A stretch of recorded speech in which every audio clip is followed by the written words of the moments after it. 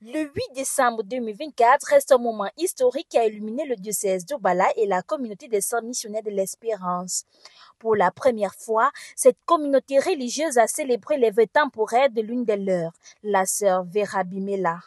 Sous un soleil éclatant au tout nouveau sanctuaire Saint-Jean-Paul II de Minkama, la sœur Vera a professé sa foi d'appartenir au Dieu de l'espérance et à cette congrégation qui l'encadre et la forme depuis des années. C'est une étape décisive dans sa vie consacrée. La journée d'aujourd'hui, c'est une journée vraiment très joyeuse pour moi. Dans une cérémonie empreinte d'intensité spirituelle et d'allégresse, la sœur Vera s'est tenue au milieu de sa famille, de ses consoeurs et d'une foule de fidèles, témoignage vivant d'un engagement personnel porté par la grâce. Les chants, la prière et les acclamations des participants ont magnifié cet instant de foi, où la joie et l'espérance se sont entremêlées pour célébrer ce don de soi. La messe solennelle, présidée par Monseigneur Sosten Léopold Bahemi, évêque du diocèse d'Obala, a marqué cette journée mémorable. L'évêque d'Obala, cofondateur des Sœurs missionnaires de l'Espérance, a exhorté les fidèles à accueillir l'Avent comme une saison de conversion et d'espérance. Il a souligné la mission de ces jeunes religieuses, devenir des flambeaux de lumière et d'espérance dans un monde en quête de repères. Mon vœu le plus cher pour cette congrégation, c'est qu'elle soit un signe d'espérance qui grandisse.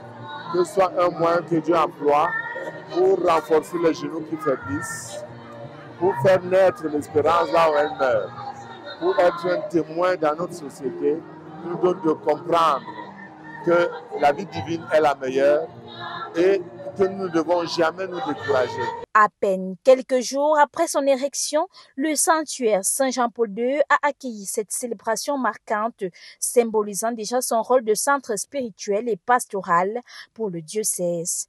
La ferveur de cet événement témoigne de la vitalité et du dynamisme de la communauté diocésaine qui affirme un charisme pertinent pour le monde d'aujourd'hui.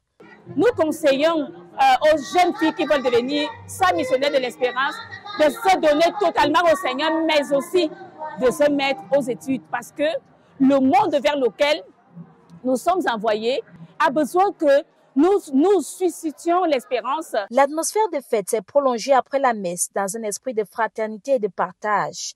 Cet événement, au-delà de son caractère personnel, est un témoignage puissant de la vitalité des vocations dans le diocèse d'Obala. Une lumière d'espérance s'élève, portée par des femmes courageuses et déterminées à offrir leur vie au sacrifice de Dieu et des hommes.